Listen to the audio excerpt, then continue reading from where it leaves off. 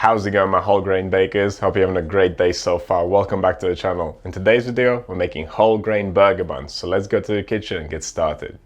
I'm quite a health conscious person, but I do eat too much white flour. Most of the recipes on this channel are made with white flour too. Of course, it makes the softest breads. And when it comes to burgers specifically, the buns are mostly there for texture, not flavor. But that is going to change with this recipe. We will get great flavor and more nutritional value from the whole wheat and still have an extremely soft and tender bun. They'll stay softer for longer. Not that things like these would ever last long. We make them and then we eat them. That's how it works, right? If you make your own burgers using good ingredients, this could be a nutritionally complete meal. Carbs, fats, protein, fiber, or at least that's what I'm telling myself as I'm munching these down. Anyhow, let's get to it and see how they're made. We'll need some whole wheat bread flour, water, yeast, salt, and egg yolk for extra softness, butter, and some optional sweetening. I'm adding honey. We can certainly leave it out or swap it for something else. We'll use the leftover egg white for glazing and some sesame seeds to sprinkle on top. When it comes to the equipment, we'll need a tray with some non-stick paper, a bowl for mixing our dough in, scales, a dough scraper, a temperature probe, a brush, and a whisk, which is a great tool when making no-knead bread. And it will really come in handy when we're making the scald for this dough. Scalding some of the flour is the first step of this recipe. This will give the buns their soft and tender texture. In a large bowl, combine the salt, the butter, the honey, portion of the whole wheat flour, and then we'll mix it with some boiling water. The boiling water will cook the starch of the flour, gelatinize it. It'll make the buns extremely soft. The starch will cling onto the water and prevent the buns from drying out too soon too. You can find a lot more information about the scalding method in the Principles of Baking playlist. There's a whole video about it there. Okay, after whisking up the scald, scrape it together, cover it up and leave it to cool down.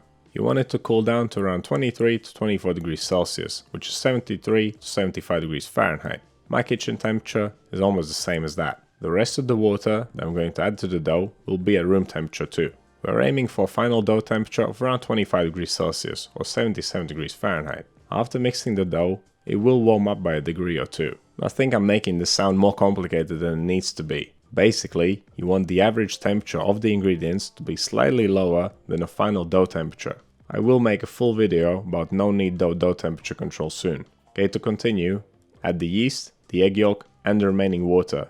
Give it all a good mix. Finally, add the remaining whole wheat flour. Grab your dough scraper and mix it to a dough. Mix it until there's no dry flour left. It'll be loose and sticky, but that's normal. Recently someone asked me why I always put the dough in a clean bowl after mixing. First reason is that it just looks better on video. Second reason is that I don't end up with dry dough around the edge of the bowl. But third and most important reason is that I wet my hands, I pick the dough up and I give it a fold. I organize it into a dough ball, which especially helps when making no-knead bread. And as you can see, we got the right temperature. Now we can cover this dough up, pop it in the fridge for 30 minutes to chill down, and then we'll give it its first proper fold. Folding of course replaces the kneading in this recipe. In order to tighten the gluten, we need to fold this dough. Dust the dough with flour, is a little bit sticky, release it from the bowl using your dough scraper, drop it out on the table with the smooth side down, flatten it out, then fold the edge over the middle, going around in a circle until you reach point where you started.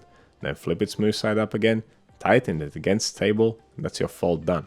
Pop it back into the bowl, cover it up, pop it back into the fridge for another 30 minutes of chilling, and then we can perform the second fold, which will be the final fold. This dough doesn't require any more folds than that.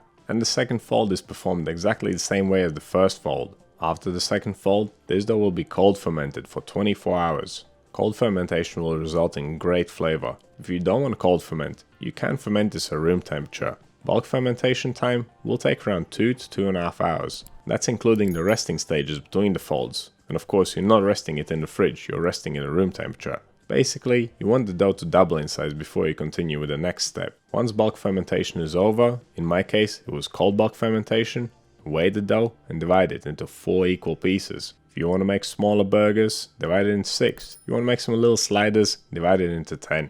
My buns will be perfect for a nice and hefty 1/4 pounder or 1/2 pounder. After dividing, pre-shape the dough balls. They don't have to be very tight. They just need to be nice and round and uniform. After pre-shaping, leave the dough to rest for 20 minutes. There's no need to cover it. It's nice and wet and sticky still. Of course, if there's a big draft in your kitchen, you may want to cover them so they don't develop a dry skin.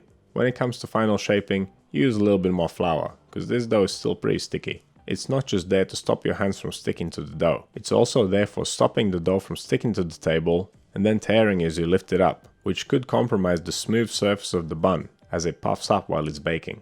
If you feel your fingers sticking to the dough, rub them in the flour against the table. And of course you already know how to shape the dough balls. It goes exactly the same as the fold and as the pre-shaping step earlier. Flatten the dough, fold it over, go around in a circle, tighten it against the table. Finally you can pick it up and pinch the seam together at the bottom. Just remember, it's always easier to add more flour than to take off.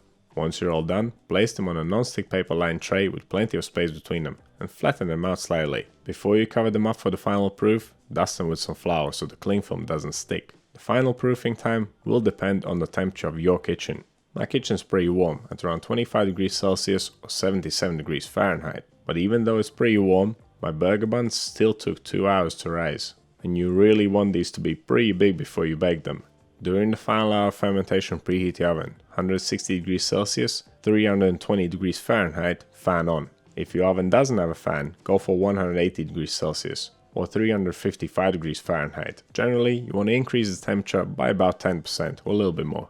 Okay, these dough balls are gigantic and they're nice and wobbly, which means they're ready. They have more than doubled in size. If yours are taking longer, then just leave them to rise. But if they're ready, glaze them with the egg white. You can glaze them a couple times to make a nice thick glaze, and then sprinkle them with the seeds.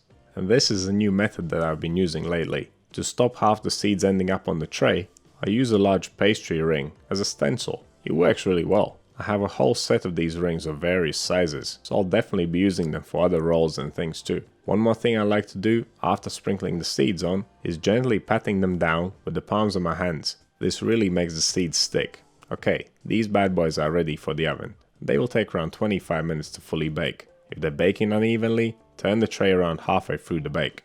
Once they are nicely browned all over, they're ready. Because they almost reach their full potential during final proofing, they won't expand too much in the oven. I'm not quite sure why 2 of the buns have little cracks on the side, but there's 2 main culprits that come to mind.